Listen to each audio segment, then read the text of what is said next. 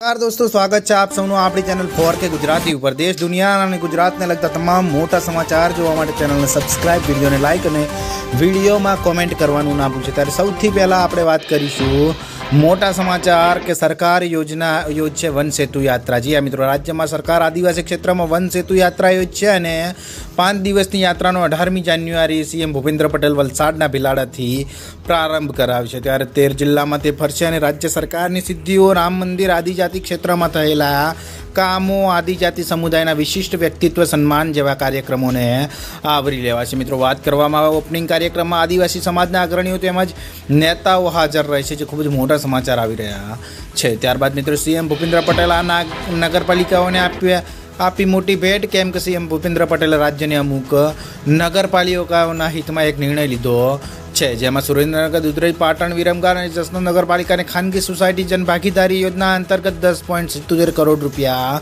ફાળવવાની સૈદ્ધાંતિક મંજૂરી આપી છે, જેની અંદર આ યોજના હેઠળ ખાનગી સોસાયટીઓમાં રસ્તા, પેવર બ્લોક, પાણીની લાઇન અને ગટર લાઇનથી લઈને રેઇન વોટર હાર્વેસ્ટિંગ જેવા કામો પણ થઈ શકે, જે ખૂબ જ મોટા સમાચાર આવી રહ્યા છે। ત્યારબાદ મિત્રો બીજા મોટા સમાચારની વાત કરવામાં આવે તો 500 રૂપિયાની નવી નોટો જાહેર। ત્યારે રામ મંદિરની પ્રાણ પ્રતિષ્ઠાનો દિવસ નજીક આવી રહ્યો છે, આ સાથે જ એક નવો દાવો વાયરલ થઈ રહ્યો છે, જેમાં વાયરલ દાવામાં કહેવામાં આવી રહ્યું છે કે ₹500ની નવી ચલણી નોટ બહાર પાડવામાં આવશે, જેમાં હાલના લાલ કિલ્લાના ફોટાને બદલે શ્રી રામ મંદિરનો ફોટો છાપવામાં આવશે। મિત્રો, વાત કરવામાં આવે સોશિયલ મીડિયાના અનેક પ્લેટફોર્મ પર આ અંગેના દાવા કરવામાં આવ્યું છે, જો કે ફેક્ટ ચેકમાં આ દાવા ખોટા હોવાનું જાણવા મળ્યું છે, જે ખૂબ જ મોટા સમાચાર આવી રહ્યા છે। ત્યારબાદ મિત્રો બીજા મોટા સમાચારની વાત કરવામાં આવે તો પેટ્રોલ ડીઝલ થશે 10 રૂપિયા સસ્તું, એટલે કે સરકારી તેલ કંપનીઓને ડિસેમ્બર ક્વાર્ટરમાં જંગી નફો થયો છે, જેને લઈને આંતરરાષ્ટ્રીય બજારમાં ક્રૂડ ઓઇલ સતત